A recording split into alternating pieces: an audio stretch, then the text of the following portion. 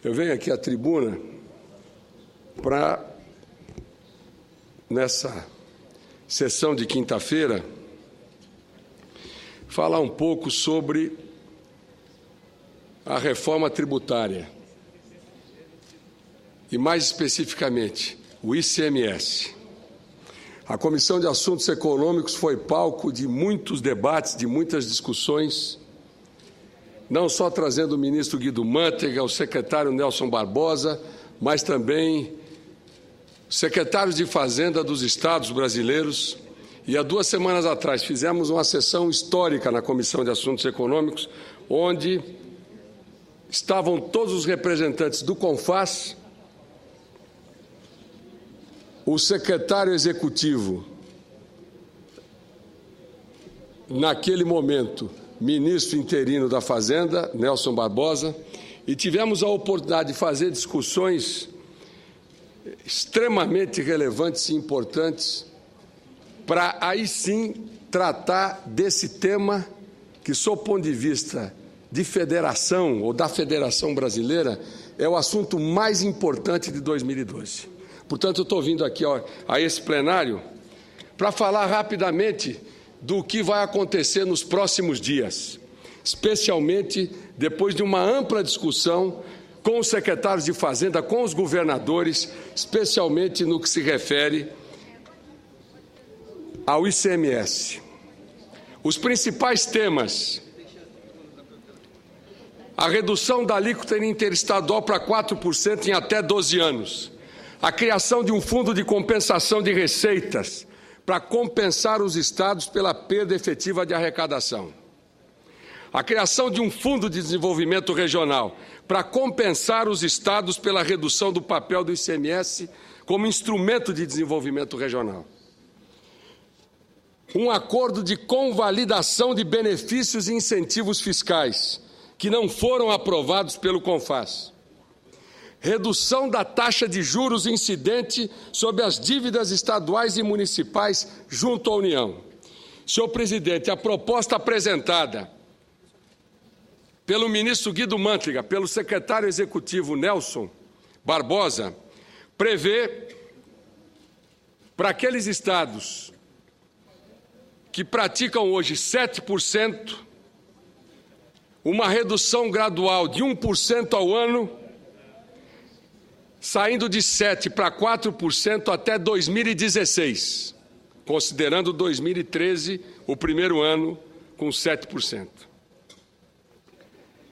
Os estados que praticam 12%, uma redução de 2013 até 2018 a 7%, a manutenção em 7% até 2022 e de 2022 em diante, uma redução de 1% ao ano, chegando também a 4%. É importante registrar, senhor presidente, que no caso da Zona Franca de Manaus e no caso do gás natural boliviano do meu estado, Mato Grosso do Sul, serão mantidos os 12%.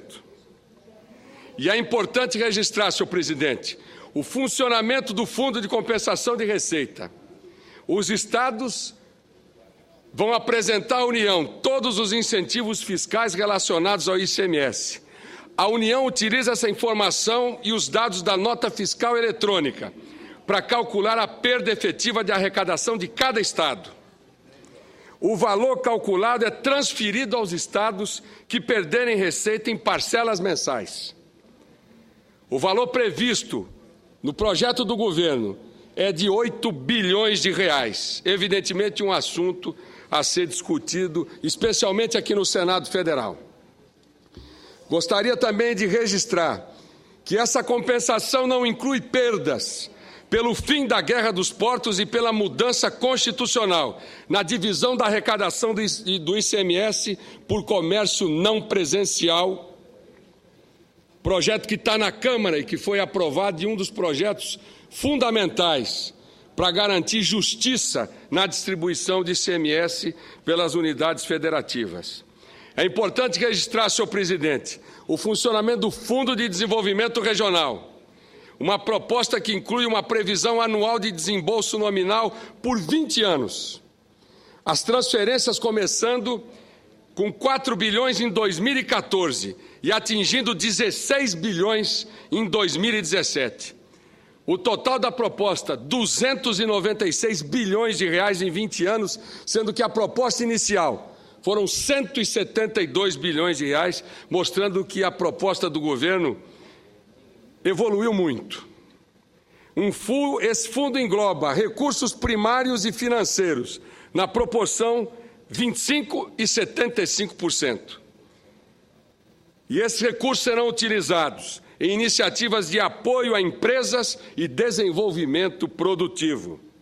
Os recursos financeiros serão alocados, senhor presidente, de acordo com as diretrizes do Estado e operacionalizados por meio de instituição financeira federal.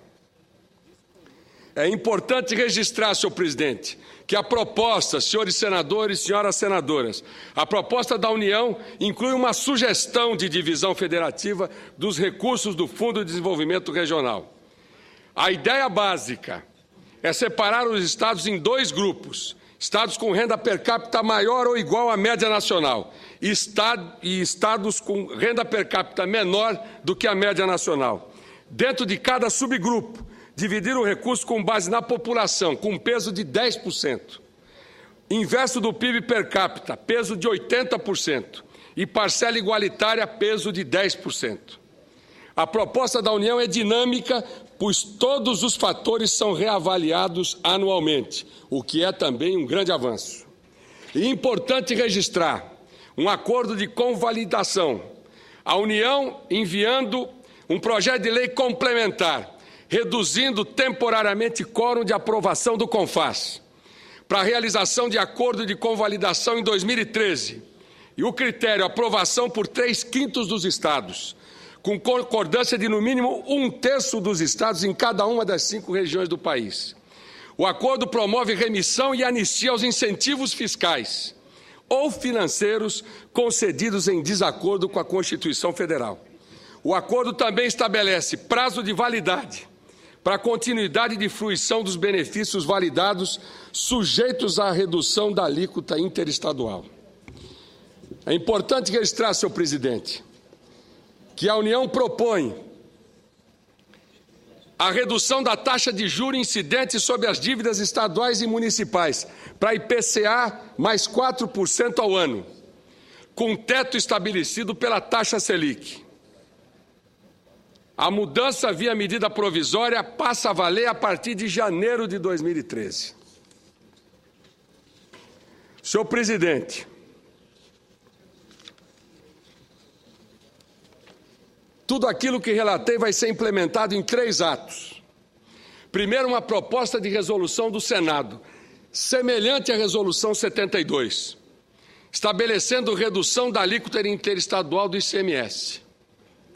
Segunda, proposta de lei complementar, que vai ser enviada pelo governo na próxima semana, reduzindo o quórum de aprovação por parte do CONFAS, somente em 2013, e especialmente para convalidar os incentivos dados pelos estados da federação.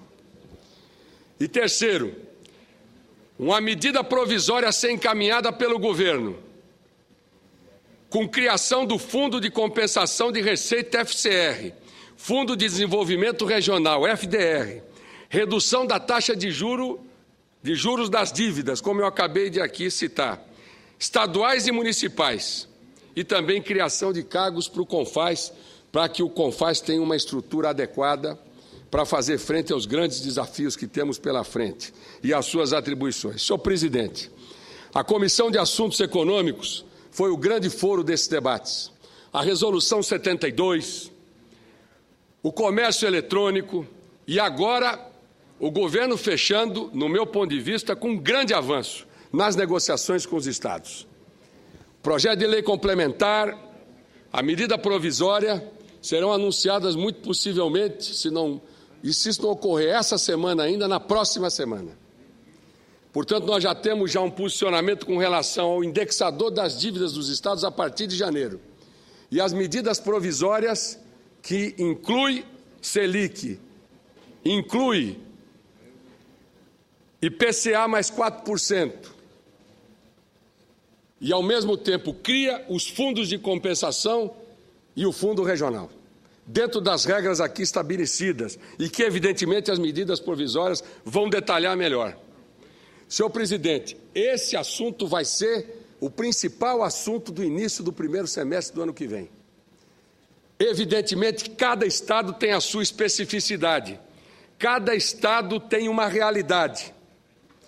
E, democraticamente, essa Casa discutirá com todos os estados da Federação e com o CONFAS, como sempre o fizemos ao longo da nossa gestão à frente da Comissão de Assuntos Econômicos, que, graças a Deus, senhor presidente, tivemos uma relação absolutamente harmônica com o governo, com o Ministério da Fazenda, as audiências públicas, os projetos fundamentais que votamos.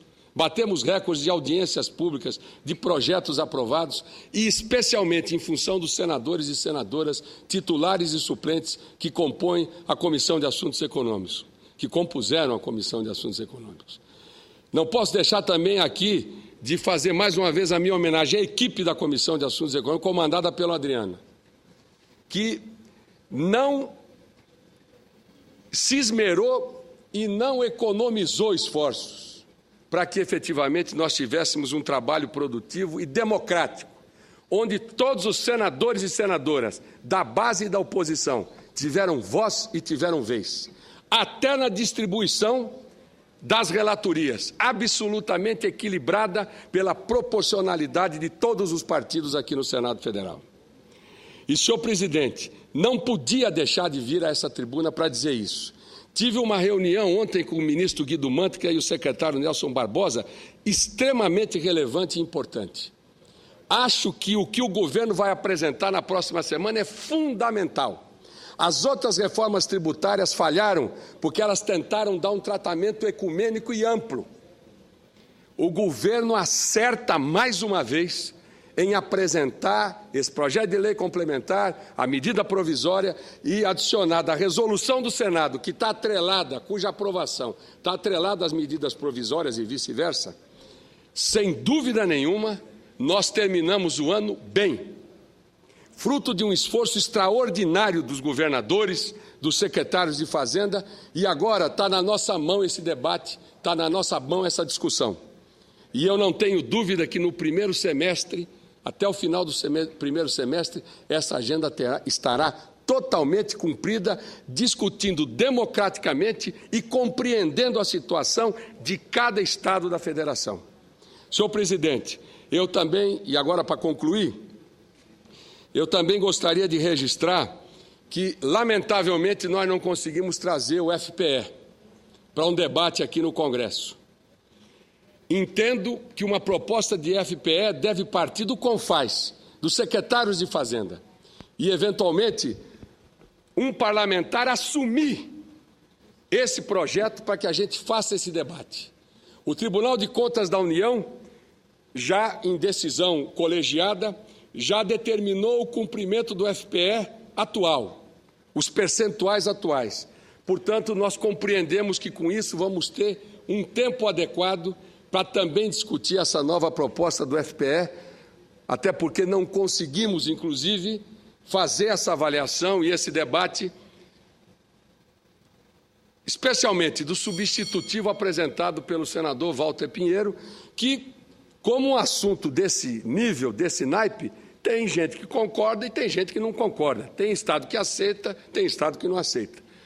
Mas eu acho que é importante, daqui para frente, no bojo dessas propostas e do que nós vamos discutir, implementar, ajustar e colocar à disposição do nosso país em função desses projetos que o governo federal apresentará, o FPE vai ter que vir junto.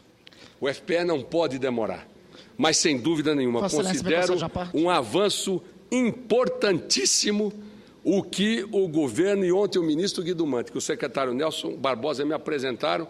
Quero agradecê-los também, porque sempre nós tivemos uma relação muito profícua, muito produtiva, né? E essa gentileza que tiveram para comigo no sentido de apresentar, nós que trabalhamos todo esse tempo nessas propostas, nesses projetos, de me apresentar o que o governo vai editar na próxima semana.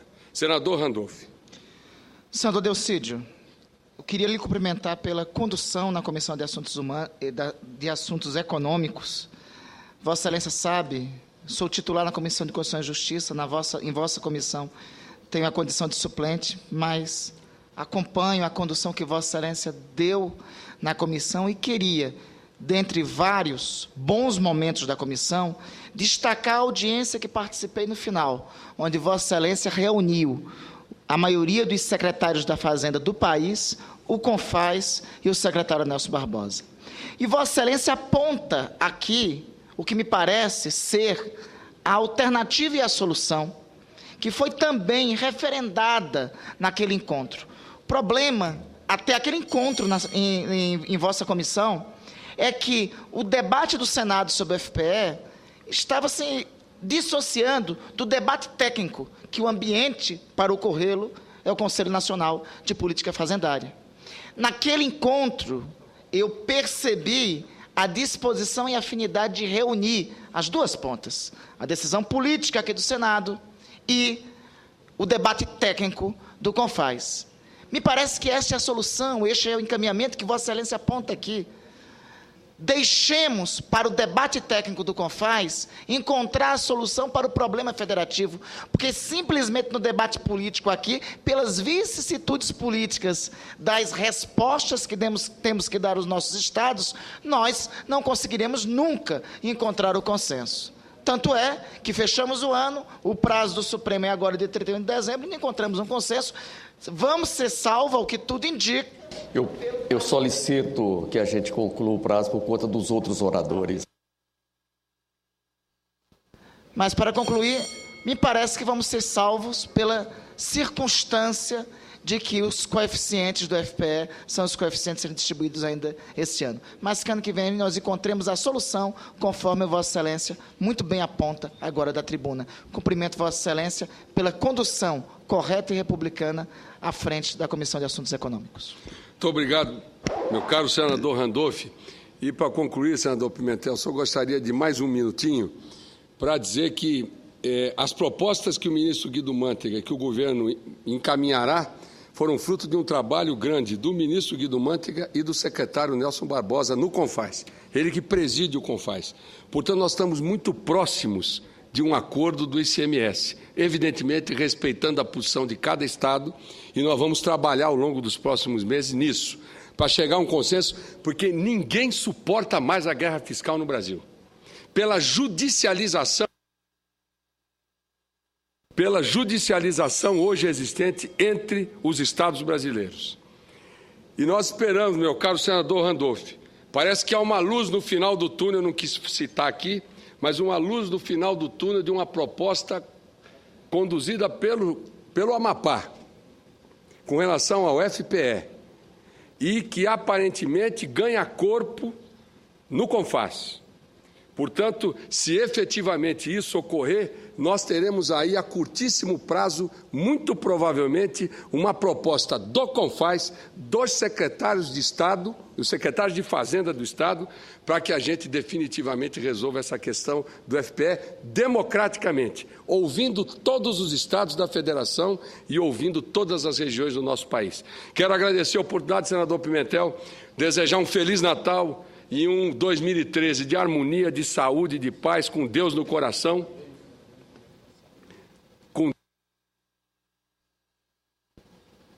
É bom repetir, com Deus no coração, a todos os senadores, senadoras, suas famílias, a todos os competentes funcionários do Senado Federal e funcionárias, ao meu Mato Grosso do Sul e ao meu país. Muito obrigado pela oportunidade e quero agradecer, meu caro senador Pimentel, pela paciência com que Vossa Excelência acompanhou aqui esse meu pronunciamento e o estouro do tempo.